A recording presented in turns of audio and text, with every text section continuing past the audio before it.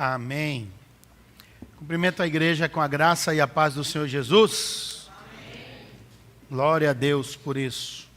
Meus irmãos, abram as suas Bíblias no livro do profeta Daniel. Livro do profeta Daniel.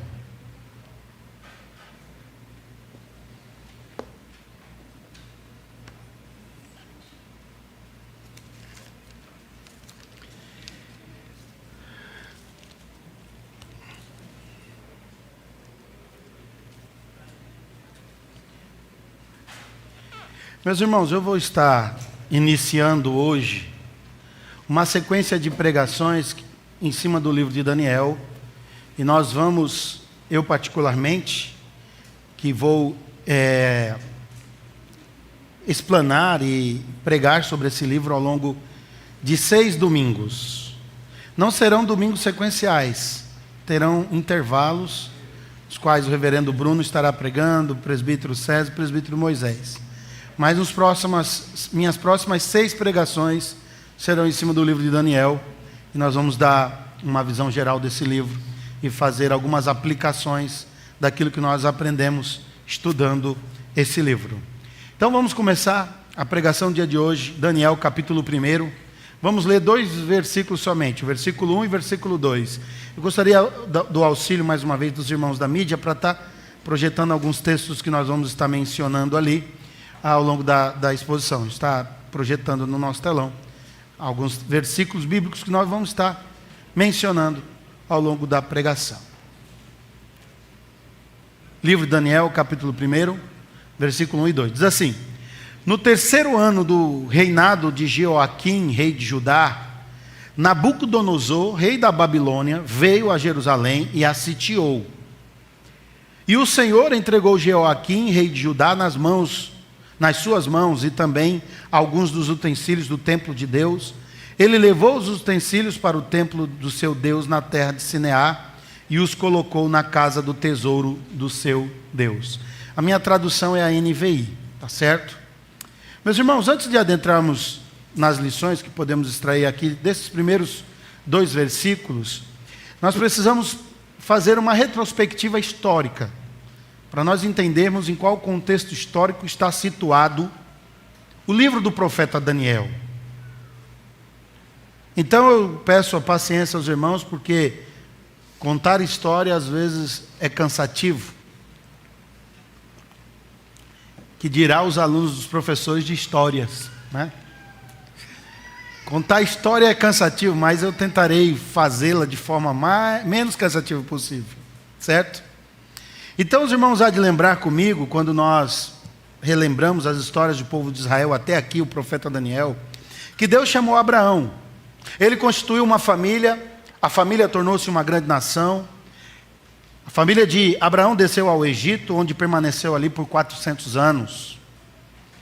Deus tirou Israel do cativeiro com uma mão forte e poderosa.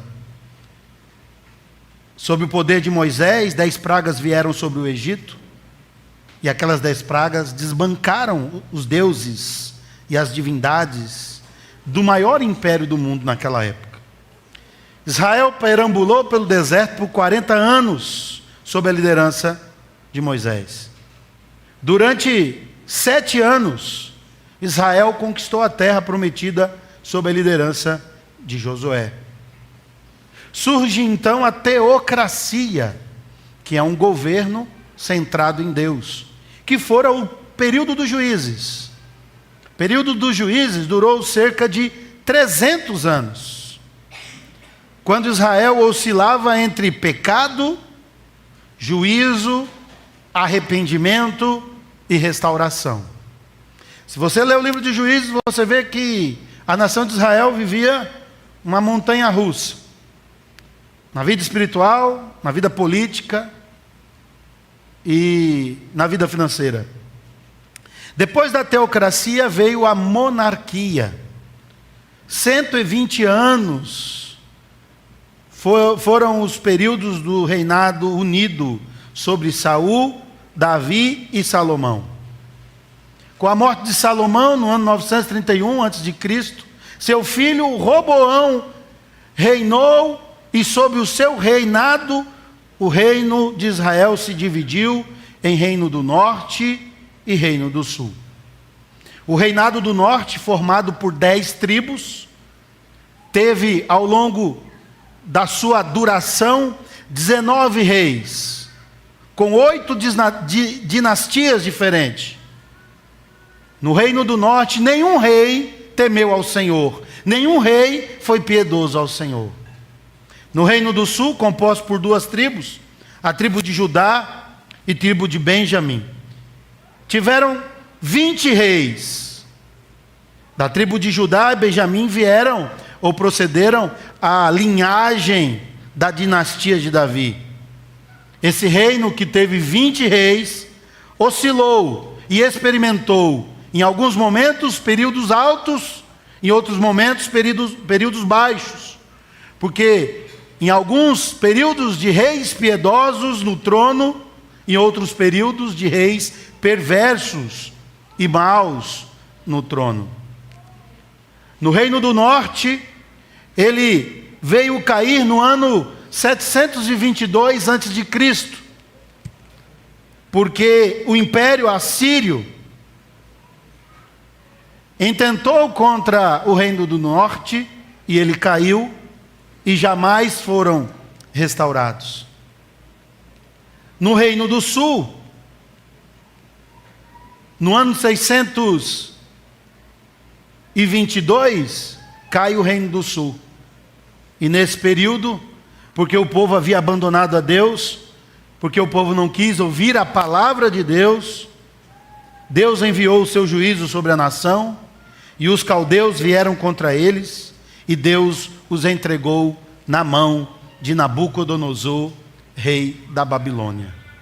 O período em que Daniel está vivendo é um período em que ele está cativo como um escravo no reino do caldeu Nabucodonosor, que era rei da Babilônia. Esse era o pano de fundo histórico. E qual era o pano de fundo político de Judá? Porque Daniel fazia parte do reino do sul.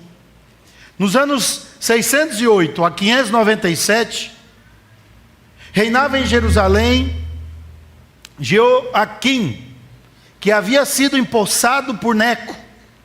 Neco era faraó do Egito. E o Egito, naquele tempo, uma grande potência, havia conquistado Jerusalém e havia colocado como seu representante Neco. Está registrado em 2 Reis, capítulo 23. Naqueles dias, 2 nações lutavam pelo domínio da região: os assírios, que havia derrotado Israel, e os egípcios, que havia derrotado parcialmente Judá. Neco, que era o rei do Egito, havia subido do Egito para batalhar contra o rei da Síria. Isso está registrado em 2 Reis, capítulo 23. E o rei Josias, rei de Judá, ele, temendo por sua segurança, ele vai ao encontro, atacar o exército egípcio, na famosa batalha de Carquemes. Abra sua Bíblia, 2 Reis, capítulo 23. Segundo livro dos reis de Israel,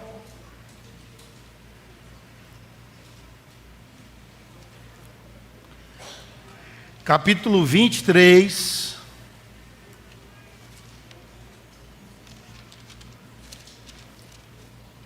versículo de número 34, vamos ler o versículo de número 29 aqui, abra no 29,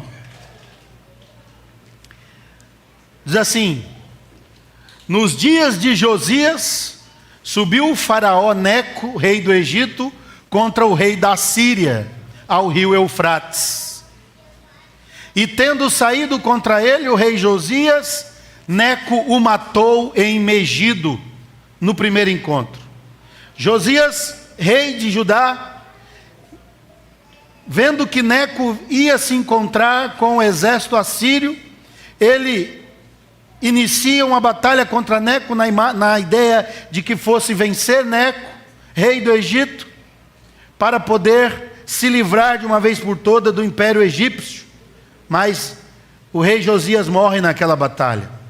Na batalha em Megido, ou a grande batalha de Carquemes, no ano 608 a.C. Neco, que agora estava com todos os trunfos na sua mão, ele agora direciona-se contra Israel. Ele destitui o rei Jeoaquim, que era filho de Josias, que havia assumido o trono, e então constitui rei Jeoaquim, irmão de um rei deposto chamado Joacás. E então Deus havia profetizado que grande seria o sofrimento da nação de Israel, porque eles estavam abandonando o que Deus havia ordenado que não abandonasse. Olhe novamente para 2 Reis, capítulo 23. Lemos agora há pouco 29.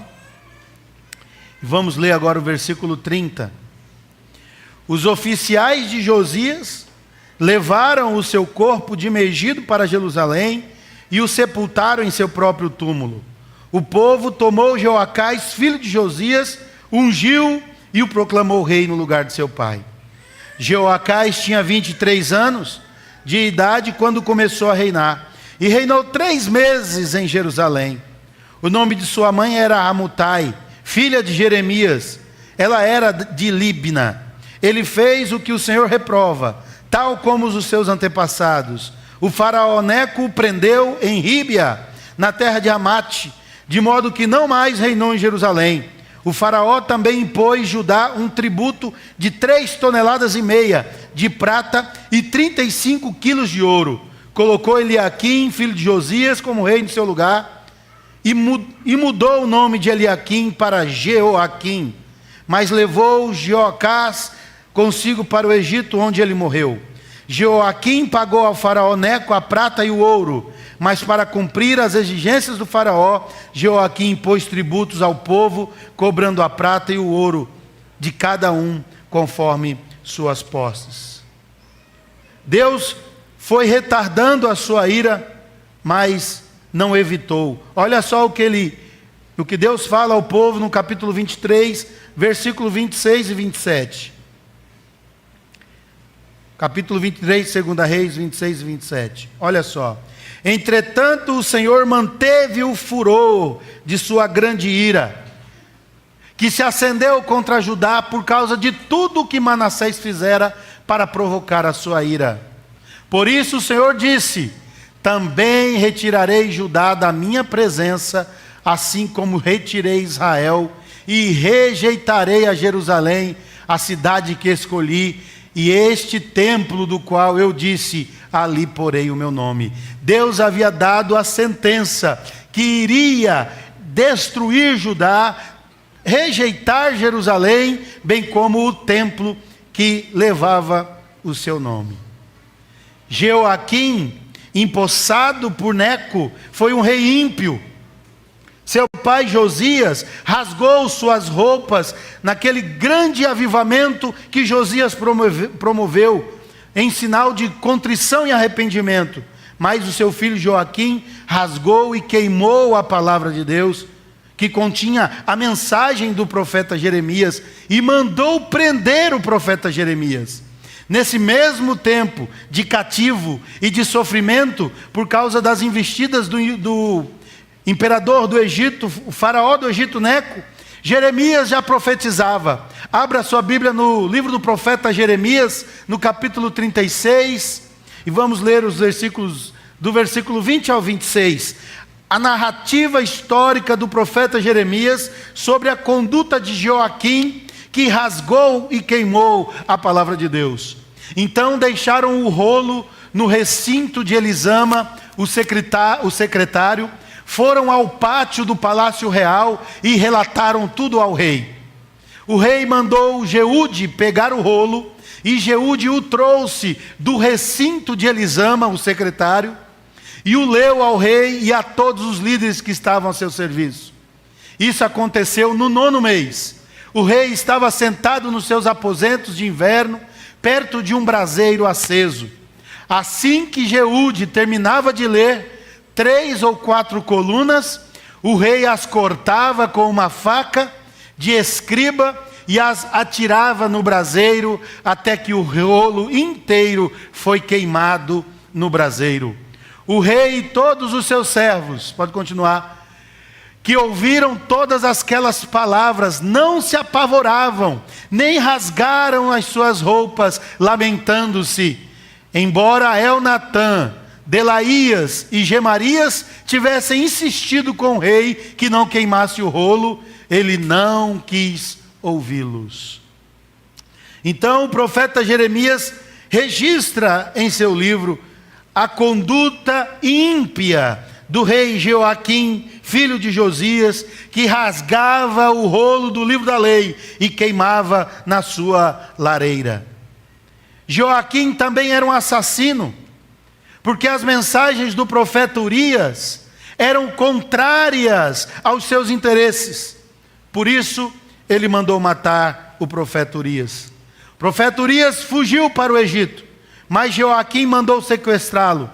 Ele foi trazido à sua presença e morto à espada. O profeta Jeremias registra isso.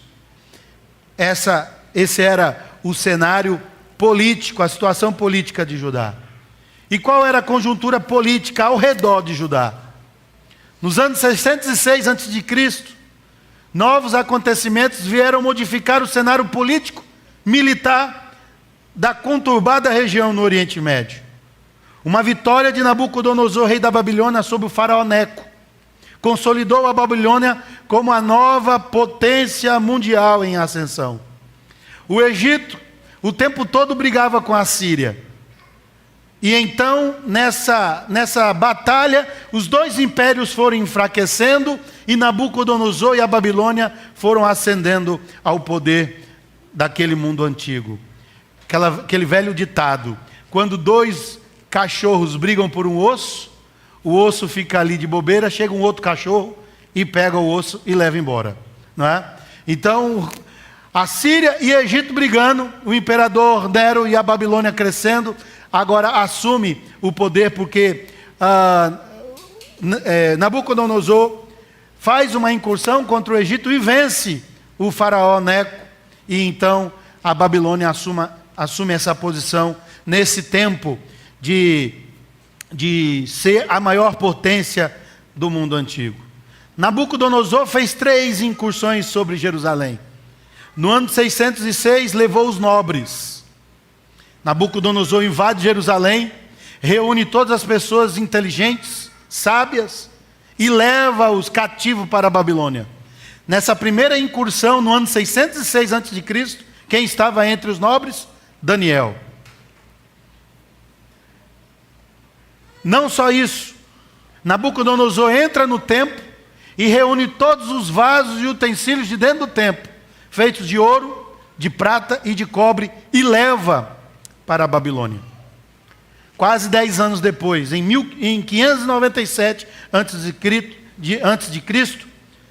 em outra incursão, Nabucodonosor invade Jerusalém e levou mais pessoas cativas.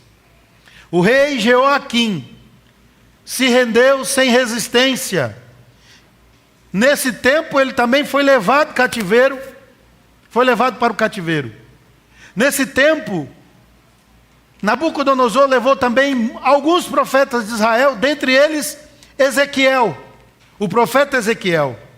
E em 1586, após 18 meses de sítio, Nabucodonosor contra a cidade de Jerusalém, os exércitos da Babilônia saquearam a cidade, arrasaram a cidade de forma total, destruíram o templo, destruíram totalmente o templo.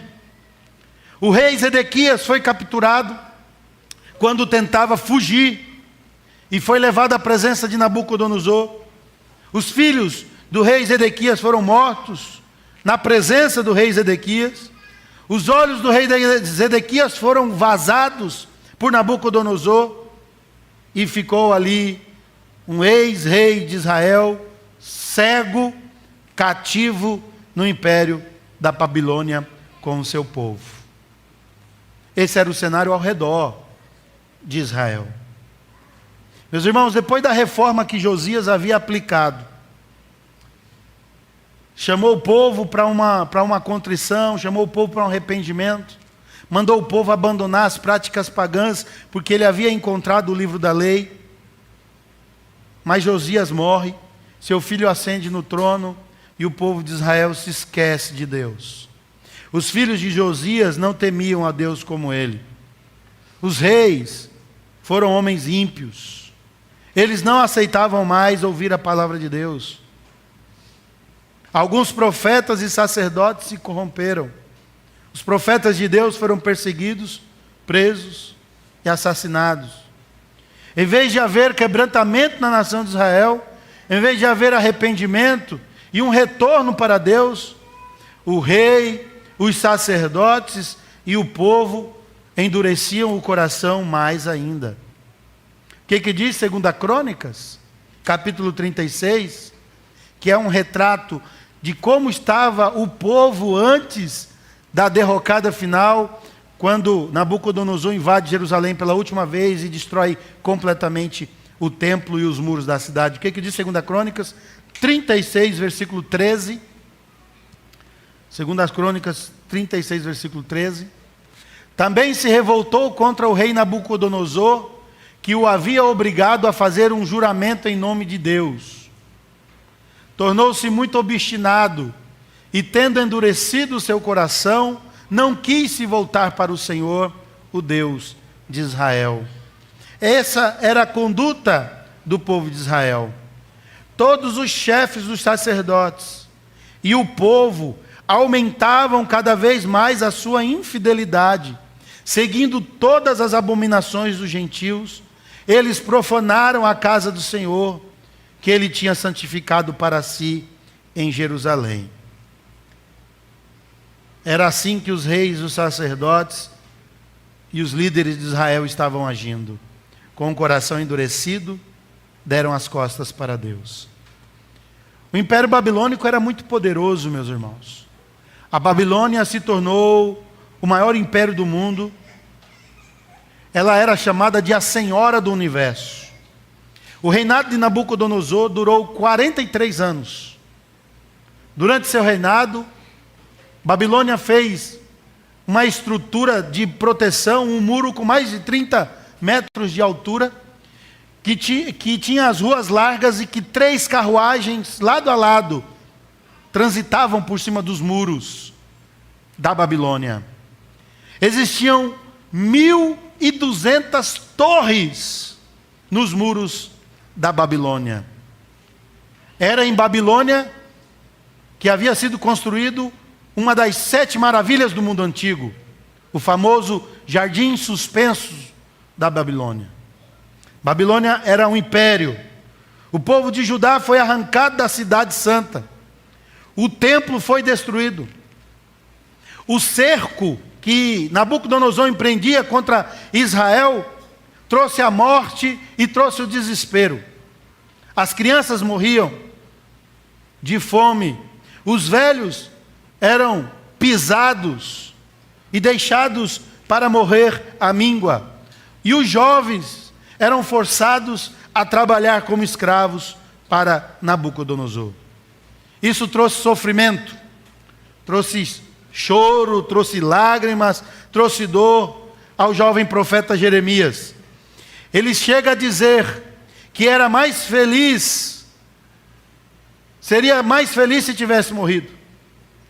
E é por isso que nesse período de terra arrasada, de terra destruída, de povo dilacerado e massacrado, que Jeremias escreve o seu livro As Lamentações do profeta Jeremias. Porque ele vê a situação em que a nação de Israel estava. E ele percebe o castigo que Deus estava empregando contra o seu povo. O povo levado ao cativeiro se assenta e chora. E é nesse contexto que o salmista escreve o Salmo 137. Vamos ler o Salmo 137? Abra para mim aí, por favor, os irmãos, Salmo 137. Olha como era que o povo de Israel estava sentindo. junto aos rios da Babilônia, nos sentamos e choramos ao lembrar de Sião. Ali nos salgueiros penduramos as nossas harpas, pois os nossos captores pediam-nos canções. Os nossos opressores exigiam canções alegres, dizendo: cantem para nós uma das canções de Sião. Como poderíamos cantar as canções do Senhor em uma terra estrangeira? Se eu me esquecer de ti, ó Jerusalém, que a minha mão direita perca as suas habilidades, que me grude a língua ao céu da boca, se eu não me lembrar de ti e não considerar Jerusalém a minha maior alegria. Lembra-te, Senhor, dos edomitas e do que fizeram quando Jerusalém foi destruída, pois gritavam: arrasem-na, arrasem-na até os alicerces. Ó cidade da Babilônia, destinada à destruição, bem-aventurado aquele que lhe retribuir o mal que vocês nos fez. Esse era o sentimento do povo de Israel, à beira dos rios da Babilônia. Essa era a situação. Mas por que Israel estava sofrendo o que estava sofrendo? Por que esse cenário terrível? Por que Deus permitiu que Nabucodonosor devastasse o templo, destruísse o templo? Por causa da desobediência do povo. Porque quando o povo estava no deserto, antes de entrar na terra prometida, Deus falou para o povo. Deus disse: olha, eis diante de ti a bênção e a maldição. Se vocês fizerem assim, vocês serão prósperos, nada acontecerá a vocês, onde vocês chegarem, eu serei com vocês. Mas se vocês fizerem o oposto disso, eu abandonarei vocês. Vocês sofrerão, vocês serão humilhados, vocês serão escravos, vocês perderão essa terra. E quando o povo herdou a terra, o que eles fizeram? Tudo o que Deus disse que não era para ser feito. E então Deus agora vai castigar Israel. Então Deus agora vai disciplinar Israel. E qual é o tema da minha mensagem nessa noite? A disciplina de Deus. A disciplina de Deus. Meus irmãos, a primeira coisa que a gente precisa aprender sobre a disciplina de Deus é que Deus só disciplina aqueles a quem Ele ama. Deus não disciplina bastardos. Deus só disciplina filhos. Diante de você, você tem um livro chamado Bíblia Sagrada, você tem a palavra de Deus. A palavra de Deus, ela é bússola. Ela é um mapa. Ela é um manual de vida. Ela é a vontade de Deus expressa nas suas sagradas letras. Então você pode ser a pessoa muito mais bonita, muito mais rica. Você pode ser a pessoa mais poderosa do mundo. Se você não se submeter ao que a palavra de Deus diz, você será exterminado. Você será destruído. Não importa quem você seja. Não importa o poder que você tenha. Não importa se você tenha sido chamado de menina dos meus olhos. Deus exterminou Israel. Deus criou Israel e exterminou Israel. Deus matou aqueles que desobedeciam a sua palavra. Aqueles que voltaram as suas costas para Ele. Aqueles que queimavam a palavra de Deus no fogo. Deus exterminou. Não interessa. Deus é longânimo. Mas Deus há de cobrar e de disciplinar aqueles a quem Ele ama. Você pode viver uma vida aqui na máxima potência de bênção, se você viver o que a palavra de Deus diz. Mas você pode viver uma vida aqui sofrida, com angústia, com luta, com muito sofrimento, se você não cumprir o que a palavra de Deus diz. Se você não cumprir o que a palavra de Deus diz, aqueles sofrimentos serão como ferrões, te furando, tirando o seu sono, te adoecendo, Agora, se você cumprir a palavra que Deus diz, ainda que você passe por dificuldades, você entenderá e perceberá a poderosa mão de Deus com você. Daniel, um homem íntegro, santo. Daniel não tinha culpa dos pecados do seu povo, mas ele foi exilado, e ele foi viver exilado, e ele foi levado cativo, e ele sofreu, mas mesmo diante do sofrimento, Deus estava com ele, porque ele vivia, apesar de que em seu entorno o povo não vivia a palavra de Deus, ele vivia a palavra de Deus, e Deus estava com ele. Entende a diferença? Nós somos crentes, podemos viver o melhor de Deus para a nossa vida se cumprirmos a palavra de Deus, e passar por lutas e provas, mas tendo consciência de que Deus está conosco, nos livrando, nos dando vitórias, e nós vamos aprender isso ao decorrer das pregações que vamos estudar o profeta Daniel. Mas se você se afastar de Deus, se você negar a Deus, seus olhos serão vazados, o sofrimento vai ser terrível, tudo vai ser mais difícil, tudo vai ser mais angustiante. É assim que Deus trabalha o tempo todo com seu povo. Paulo estava na prisão e dizia o quê? Eu tenho prazer de estar vivendo isso aqui, por causa do Evangelho. Entende? Ele estava preso, mas estava com a presença de Deus, ele estava tranquilo em Deus. Mas aqueles que perseguiam Paulo tinham insônias, não conseguiam dormir, ficavam angustiados. Lembra da mulher de Pilatos? Na noite que antecedeu a morte de Cristo, ela teve um sonho daquilo que iria acontecer. Deus disciplina quem ama. O que diz o Hebreus capítulo 12, versículo 6? Vamos ler? Deus disciplina a quem Ele ama. Vamos abrir Hebreus 12, versículo 6. Diz assim: pois o Senhor disciplina quem ama. E faz o quê? Deus castiga? Deus castiga ou não castiga? Vivemos em um tempo em que a psicologia dá facilitação. Não, Deus não castiga não. Nosso Deus é amor. Ele disciplina quem ama e Ele castiga todo aquele a quem aceita como filho. E o que podemos aprender sobre a disciplina de Deus aqui, nesse momento histórico da nação de Israel? Primeiro, a desobediência à palavra traz a disciplina de Deus. A disciplina, meus irmãos, para muitos é um ato de maldade. Mas nós já aprendemos há muito tempo que a disciplina, ela é um ato de amor. O pai que não disciplina seu filho está plantando, sabe lá, alguém que vai ser um ser humano horrível lá na frente. Por isso que Deus nos disciplina. E algumas verdades nós podemos observar na história de Israel, em todo esse contexto histórico. A obediência traz bênção. A desobediência traz maldição.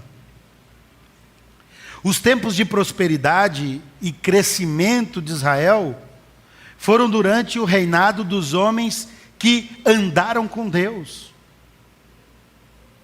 Sempre que um rei se desviava de Deus, o povo se corrompia e sofria as consequências de forma trágica. No tempo do cativeiro, o rei, os sacerdotes e o povo, eles estavam mergulhados numa vida de pecado e de desobediência e apostasia teológica e depravação moral. Ou seja, eles viviam como ímpios e perversos, mesmo sendo ou arrotando ser o povo de Deus. Quando o povo de Deus é derrotado, a causa principal nunca é o poder do inimigo. Vocês já perceberam disso?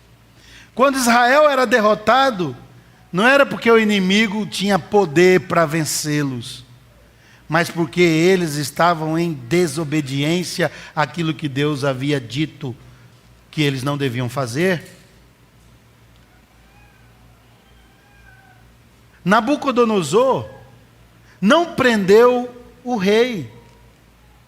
Foi Deus quem disciplinou o rei e entregou o rei para Nabucodonosor. Os utensílios da casa de Deus não foram apenas saqueados, foram entregues ao inimigo pelo próprio Deus. Olha, Daniel, o texto que lemos. O que diz o versículo 2? E o Senhor fez o quê? Entregou Jeoaquim, rei de Judá, nas suas mãos. E o Senhor fez o quê? Entregou os utensílios para o templo do seu Deus na terra do Sinear. Foi Deus exercendo julgamento, disciplina, quem entregou o povo de Israel para sofrer o que eles sofreram no cativeiro babilônico. Não foi Nabucodonosor que venceu, foi Deus disciplinando o povo que entregou o povo para o sofrimento. Não é isso que diz a palavra? Ai, pastor, o diabo está me atrapalhando, porque na minha vida tudo dá errado. O diabo, ele grita lá do outro lado: eu não tenho nada a ver com isso.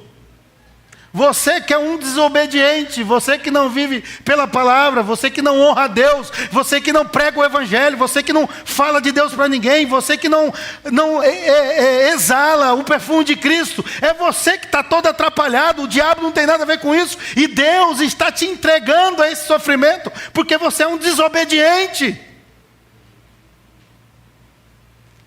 Como diz os pentecostais: receba, irmão. É por isso que você está passando por isso, é por isso que tu trabalha igual um trator e parece que tu não faz nada na vida, é por isso que tu anda e parece que não sai do lugar, é por isso que tu decide várias coisas e parece que tu não decidiu nada, parece que tua vida não avança, porque você é um desobediente. E às vezes você entra num processo de comparação: poxa, aquele irmão quase não faz nada, e eu estou aqui batalhando, parece que eu não saio do lugar. E aquele irmão progride em todas as áreas. O filho uma bênção, a família uma bênção, a vida dele é uma bênção na igreja. E você se questionando: por que comigo dá tudo errado? Por que comigo? Obedeça. Faça uma análise de como você tem vivido o cristianismo, de como você tem servido a Deus, de como você tem se dedicado a Deus. Faça uma análise, uma autoanálise. Porque Deus disciplina. Por desobediência à palavra dele, Deus traz disciplina. É Deus quem entrega. Stuart Elliott, ele diz: a cidade conquistada, comentando sobre esse trecho, ele diz: a cidade conquistada, o templo saqueado, os tesouros transportados e os cativos a chorar. Tudo isso foi obra de Deus, destinada a cumprir os seus propósitos. Por quê? Porque Deus disse: não faça assim, faça assim. Se você não fizer assim, você vai sofrer as consequências. O juízo de Deus vem sobre todos aqueles que abandonam a sua palavra, todos aqueles que desobedecem a sua palavra. Em vez do rei rasgar as suas vestes e clamar a Deus por sua misericórdia, e ouvir a mensagem de Deus, ele rasgou foi a palavra de Deus. Ele queimou e mandou prender o profeta. Sempre que os homens se endurecem e deixam de ouvir a palavra de Deus, o juízo de Deus vem sobre eles. Nós temos esse costume aqui. Muitas vezes, em muitas circunstâncias, nós rasgamos a palavra. Em qual sentido? A gente sempre pensa que a culpa é dos outros. Não, queima esse livro aí, esse livro não presta. Por isso que minha vida está dando errado. Não, a minha vida dá errado por causa de fulano que não me ajuda. Por causa de Beltrano que não faz nada por mim. Por causa de Ciclano que não... Tudo a culpa é dos outros. Ele não se rasga diante de Deus, ele não clama por Deus pelo perdão de seus pecados, ele não faz uma investigação na sua vida. Nós muitas vezes somos igual a esse rei. Opa, esse livro eu não gostei do que ele está dizendo, vamos queimar. Ou aquele profeta está dizendo contra mim, o nosso problema é ele, vamos matar ele, vamos prender. Quando nós começamos a olhar para nós mesmos, acabamos de cantar uma canção que fala sobre isso. Deus me salva de mim mesmo. Me salva de mim mesmo. Porque eu que sou desobediente, eu que sou alguém de dura serviço, eu que não tenho vivido para o Senhor, eu que não tenho cumprido a sua palavra. A culpa é minha, Senhor. Tende misericórdia de mim. Essa é a nossa postura, ou deve ser a nossa postura. Deus, ele ameaçou o povo. Só que Deus é longânimo, e o povo estava brincando. Chegou o momento da história que Deus diz, eu preciso disciplinar esse povo. Eu preciso cumprir as minhas ameaças. Por quê? Porque a palavra de Deus sempre se cumpre quando promete misericórdia ou juízo. O moinho de Deus moe devagar, mas ele moe de forma bem fina. Joaquim pôde cortar o rolo do livro e lançá-lo na fogueira, mas não pôde evitar o juízo de Deus sobre sua própria vida. O povo, ao invés de buscar o arrependimento, eles foram se afastando de Deus. Eles foram vivendo uma vida ímpia. E o pecado deles trouxe destruição sobre Jerusalém. Foi o pecado que causou a destruição do templo. Foi o pecado que trouxe a morte de tantas famílias. Foi o pecado que gerou aquele terrível cativeiro. O pecado é terrível. Só os loucos zombam do pecado. Horrível coisa é cair nas mãos de um Deus vivo. A desobediência à palavra traz a disciplina de Deus. Não só isso. Sabe o que traz a disciplina de Deus? O misticismo com a palavra de Deus.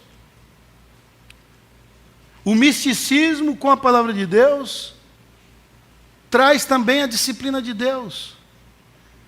O que isso quer dizer? O povo de Judá, eles deixaram de confiar em Deus para confiar no templo. Ai, o meu templo. Ai, as colunas do meu templo. Ai, as portas do meu templo. Ai, o lugar santo dos santos. Ai, os utensílios do templo. O povo passou a tratar o lugar do templo como um lugar místico. Eles haviam esquecido da lição que Deus havia dado a eles, quando eles foram enfrentar os filisteus e levaram a Arca da Aliança, imaginando que a Arca da Aliança iria encobrir os pecados deles e eles iriam vencer os filisteus por causa da presença da Arca da Aliança. Eles começaram a tornar os elementos de culto em algo místico. Eles passaram a acreditar nas coisas, nos objetos do templo. Passaram a acreditar no copo com água, na vela ungida, no sal ungido, no sabonete ungido, na toalha ungida. Passaram a acreditar em tudo quanto é coisa e ao mesmo tempo tinham o quê? A palavra debaixo do braço. É isso que a teologia chama de misticismo. Pessoas que acreditam na Bíblia, eu acredito, mas acredito também que os anjos me visitam de madrugada, que o Espírito do meu Pai fala comigo quando eu estou dormindo, que eu posso olhar para o céu e dizer, ô Pai, me ajuda aí, meu pai já morreu, e eu posso olhar para ele e dizer, ô Pai, me ajuda aí, aqui as coisas estão tão difíceis na terra. Tudo isso são crendices místicas, que Deus de forma terrível julgou o povo de Israel, dizendo, isso não tem valor nenhum sem mim, sem a minha presença. Perdão. Não transforme os elementos de culto em elementos místicos, protetores. O povo estava seguro de que não importava como eles vivessem, o templo os salvaria. O povo de Israel não se preocupava com a santidade, com uma vida piedosa diante de Deus. Eles haviam se esquecido de que onde não há santidade, não há vitória. Onde há desobediência, sobrevém o juízo, e não a bênção de Deus. Os sacerdotes de Israel, os filhos de Eli, são exemplo disso. Eram homens impuros, adúlteros, malignos. Eles lidavam com o sagrado, mas eram profanos. Eles haviam perdido o temor a Deus, mesmo fazendo a obra de Deus. E qual foi o resultado disso? Eles morreram. E o seu pai, o sacerdote Eli, que não corrigiu e não repreendia os seus filhos, não disciplinava os seus filhos, quando recebeu a notícia, o que aconteceu com ele? Ele também morreu. O povo se reunia no templo, irmãos, e pensava que a sua segurança estava em sua religiosidade, e não em Deus. Não sou eu que estou dizendo isso. Abra sua Bíblia, profeta Jeremias. Lembra? Daniel, Jeremias, Ezequiel, estão tudo dentro do mesmo contexto histórico. O que Jeremias diz sobre o povo? Jeremias capítulo 7, versículo 4. Não confiem nas palavras enganosas dos que dizem: este é o templo do Senhor, o templo do Senhor, o templo do Senhor. Mas se vocês realmente corrigem a sua conduta e as suas ações, se de fato tratarem uns aos outros com justiça, se não oprimirem o estrangeiro, o órfão e a viúva, nem derramarem sangue inocente nesse lugar, nem seguirem outros deuses para a sua própria ruína, então eu os farei habitar nesse lugar, na terra que dei aos seus antepassados, desde a antiguidade e para sempre. Vocês confiam em palavras enganosas. Vocês se gloriam do templo que vocês têm. Essa era a mensagem de Deus para aquele povo naquele tempo. Eles eram um povo místico. Eles haviam misturado as crendices dos povos ao redor. Eles haviam misturado suas crenças com as crenças dos povos ao redor. E Deus havia dito: não sigais os deuses desses povos, das terras aonde vocês irão habitar. Não sigam as crenças deles. E por causa do misticismo com a palavra, Deus trouxe disciplina.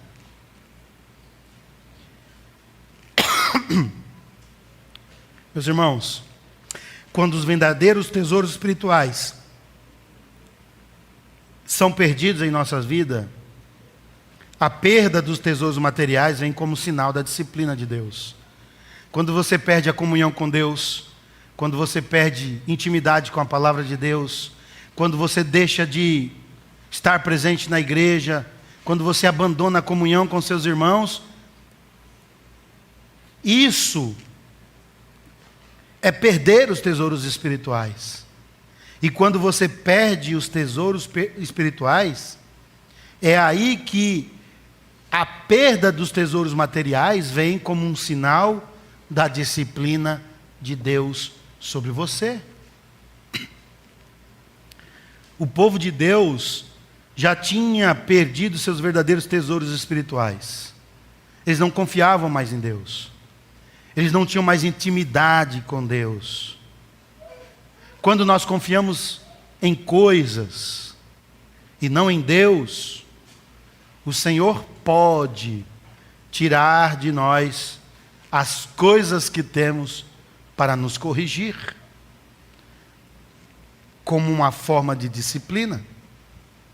Deus tirou debaixo dos pés do povo o alicerce em que eles estavam confiando. Deus alertou a igreja de Éfeso que removeria o seu candeeiro caso ela não se arrependesse. O mesmo Deus que usa a vara também a quebra quando ela deixa de compreender que é apenas um instrumento usado por ele. Nabucodonosor precisou ir comer capim com os animais, porque pensou que o poder estava em suas mãos. O Senhor Deus derrubou a Babilônia, mesmo sendo o maior império daquele mundo antigo. Deus derrubou exatamente porque Belsazar zombou dos vasos do templo. E mesmo quando o inimigo está sendo uma vara da ira de Deus para castigar seu povo, é Deus quem está no controle. Deus reina. Quer seu templo exista, quer não. Acabamos de ler o texto na liturgia. Deus está no trono. O templo foi destruído, mas Deus continua no trono. Os tronos da terra se abalam, mas o trono de Deus permanece para todo sempre. O profeta Daniel é enfático. O Senhor lhe entregou nas mãos a Jeoaquim, rei de Judá. É Deus quem está no controle da história, da minha história e da tua história. E é por isso que ele disciplina seus filhos, porque ele é soberano. Porque ele quer que nós sejamos zelosos para com a sua palavra, que obedecemos a sua palavra, e não tornemos a palavra de Deus um elemento místico. Nabucodonosor, meus irmãos, era apenas uma vara na mão de Deus, para castigar o povo de Israel, que era desobediente. Se você olhar Jeremias 25:9, você vai ver que Deus chama Nabucodonosor de meu servo. Nabucodonosor era um servo de Deus para fazer com que o povo de Israel sofresse, porque o povo de Israel era um povo desobediente. Lembra daquela velha historinha? De uma mulher num morro, né? Numa favela. Diz que essa mulher muito crente. E toda hora que ela subia o morro, passava por meio de traficantes, e os traficantes zombavam dela porque ela era uma cristã. E geralmente esses poderes paralelos gostam de fazer ações sociais para serem bem vistos, né, nas comunidades. E então o traficante, promovendo a entrega de cesta básica, diz: vai lá e entrega para aquela senhorinha lá essa cesta básica. Diga a ela que foi o capeta que mandou para ela essa cesta básica aí. E aí bateram na porta da velhinha: olha, vim lhe entregar essa cesta básica, foi o capeta que mandou para você essa cesta básica. Ela: glória a Deus. Glória a Deus? Como assim? Perguntou o interlocutor, né? Ela diz: glória a Deus, porque Deus usa quem Ele quer. Deus usa até o capeta para fazer a vontade dEle e abençoar os seus servos. Nabucodonosor era um servo de Deus, ainda que estivesse oprimindo e matando o povo de Israel, para revelar que é Deus quem tem o domínio das coisas, é Deus quem manda, é Deus quem governa. Nabucodonosor era senhor de quase toda a terra, mas era servo de Deus. Foi colocado sobre os homens, mas estava debaixo da poderosa mão daquele que dirige o universo segundo os seus planos e seus propósitos. Quando nós deixamos de confiar em Deus para confiar em coisas, quando nós deixamos de confiar somente na palavra de Deus para aderir a outras crendices, a outros elementos. Uma vez uma senhora começou a frequentar a minha igreja, a igreja que nós pastoreávamos. E depois de alguns domingos ela chegou para mim e disse assim: pastor, o senhor não unge com óleo, não?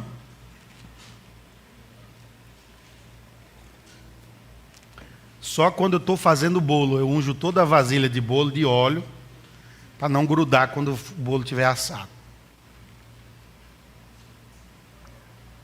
E aí eu sentei com ela com todo carinho, expliquei para ela, não, minha irmã, nós temos essa compreensão, porque o óleozinho virou um amuleto da sorte em algumas igrejas por aí.